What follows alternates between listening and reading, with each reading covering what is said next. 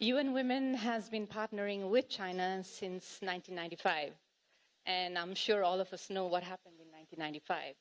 It was the historic event of the Fourth World Conference on Women, and which created and landed us with the blueprint for women's rights agenda globally, the Beijing Platform for Action. So we're really, really proud of our achievement. Then we were UNIFEM, I should add. Now we are UN Women after the reform, several reform. And a lot has been accomplished and a lot of progress on women's rights had been made since then with China here in our partnership with the broader UN community, also with UN Women, and also with the support from China globally. And I believe as UN Women, this partnership is even more critical now as the world is struggling to recover from the pandemic impact. And then we know when we talk about pandemic, the most detrimental impact often is on women and girls. And I believe the topic today, the topic of how do we look at a new development model for common prosperity is a very important one, linked to gender equality and women's empowerment. And I would like to highlight three considerations. The first one is empowering women in economy and closing the gender gap that we know in the world of work, I believe is a precondition to common prosperity agenda. We know that when women work, it boosts productivity, efficiency, it increases economic diversification, of course, increases income for women, the family, and also has a positive impact on the overall development of the country. But the reality is, globally, the labor participation of women is at 63%, 64% compared to 94% for men. Women earn less, and women are often less employed than men. And even when women are employed, they are more likely to be employed in a vulnerable and informal sector job. And we know the COVID pandemic has pushed 47 more million women into extreme poverty in 2021, and 54 million women lost jobs between 2019 and 2020. I know everybody spoke about the data, but I must say the impact on women is very, very severe. So the extent to which women's employment, wage, earnings, and wealth improves is determinant of common prosperity.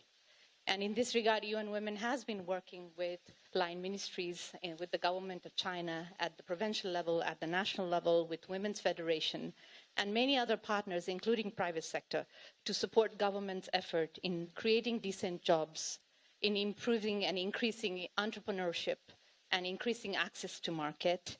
And I'm sure my colleague may highlight an example of our work in Shanghai, and I, like UNICEF, it was one of the projects that won an award at the Global Forum on Poverty Alleviation, or Rural Revitalization and Poverty Alleviation.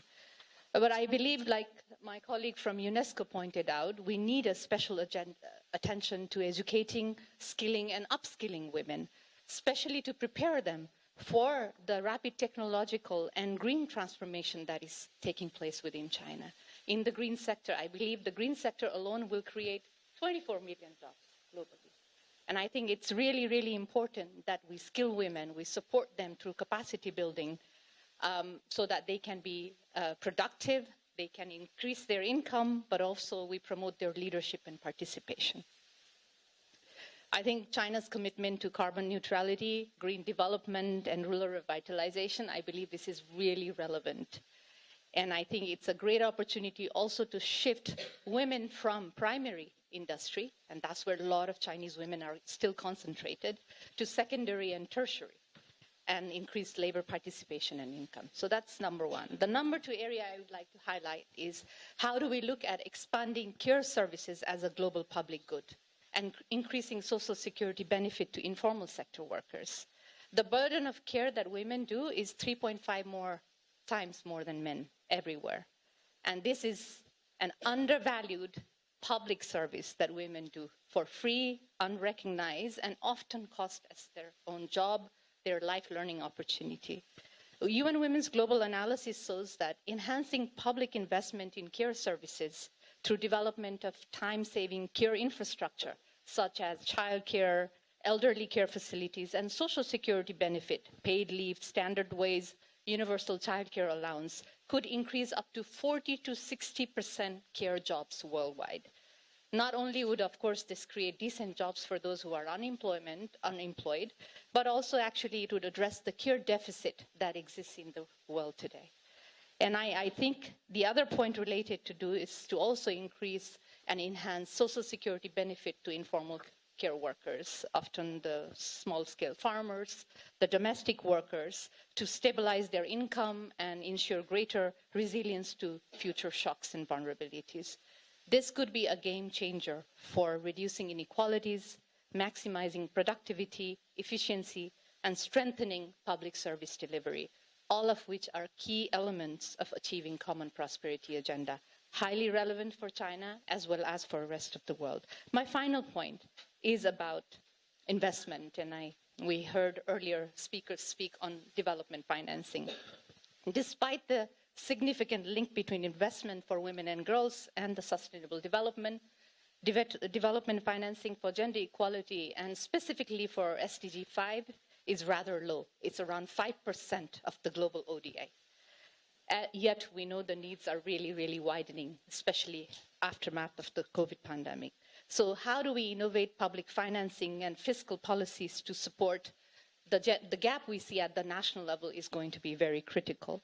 The other is to boost public-private partnership, encouraging industries and companies to play a greater role. In this regard, UN Women has been working with over 263 companies and firms to implement what we call the Women's Empowerment Principles, the WEPs, a standard for promoting responsible business practices and creating favorable environment for women and girls. The increasing number of Chinese companies with interest in corporate social responsibility for gender equality, I believe, is a huge opportunity for us to promote common prosperity agenda. More importantly, China's global footprint as the international development partner is ever increasing and gaining momentum, and we've heard plenty about that. And we really hope that China's recent commitment for prioritizing women's empowerment as one of the main areas of international cooperation will garner greater global solidarity and multilateral support to closing the gap in financing for gender equality everywhere. China's continued leadership and commitment for convergence of support and resources is really, really crucial at this stage. And we as UN Women hope to work with China to promote women's rights, needs and interests in other developing countries through South-South cooperation projects, technical exchange, think tanks like the one we are here today, and knowledge sharing. We also look forward to partnering with China for organizing the next Global Leaders Meeting in 2025, a commitment President Xi made at the high-level meeting marking the 25th anniversary of Beijing Platform for Action last year at the United Nations General Assembly in 2020. To conclude, China's achievements and progress provide valuable lessons for the world for global development. As UN Women and alongside our UN family, we are standing ready to support China to promote women's rights agenda through South-South cooperation and other normative processes, whilst also offering the collective experiences, tools and resources on gender equality from around the world to benefit China. Thank you so much for the opportunity to share, and thanks to CCG for co-hosting the event with the UN family. 谢谢.